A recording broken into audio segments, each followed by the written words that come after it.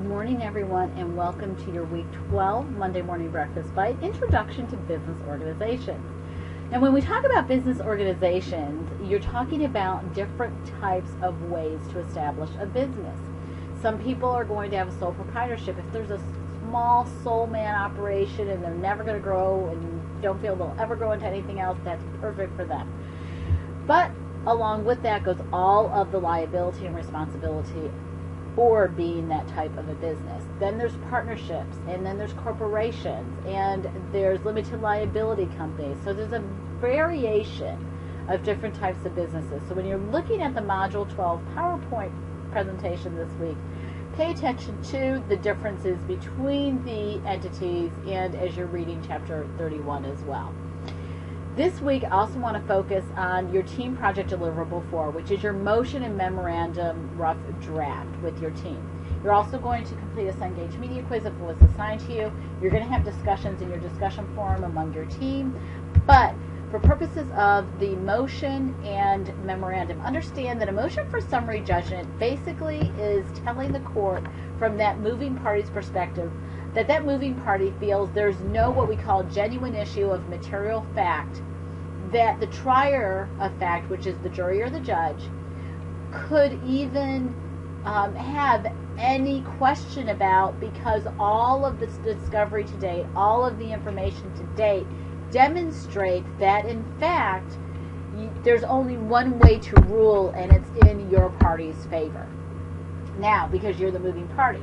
So when you're creating your memorandum of law, there's a sample memorandum of law in the tutorials folder and the team materials folder for you. But you have to understand that the memorandum is going to set forth what you believe the issue or issues are in the case, base those issues on the complaint. What is the plaintiff seeking to do?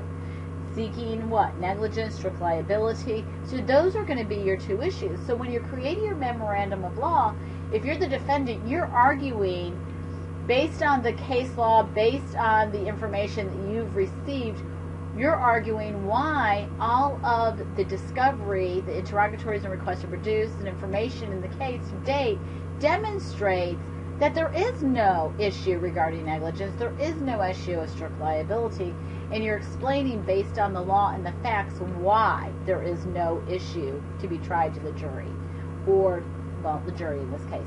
And if you're the plaintiff, you're moving to say this is why there is no issue regarding negligence and strict liability, because it's obvious from the facts and the information and the interrogatories and requests to produce and all the evidence and documentation in the case thus far, why it's obvious that the defendant or defendants are guilty of negligence or strict liability in the case. Now remember, you're going to set those out as two separate issues, and then you're going to argue under each issue the case law and the facts that apply, and you're going to do that for each issue. And that's how you're going to submit it, and that will be graded, and then you're going to turn around and do a final draft that you're going to submit in week 14. But that's what you're working on this week. Look at the tutorials folder for more details and information on how you go about approaching that. And again, don't hesitate to ask your instructor if you have questions.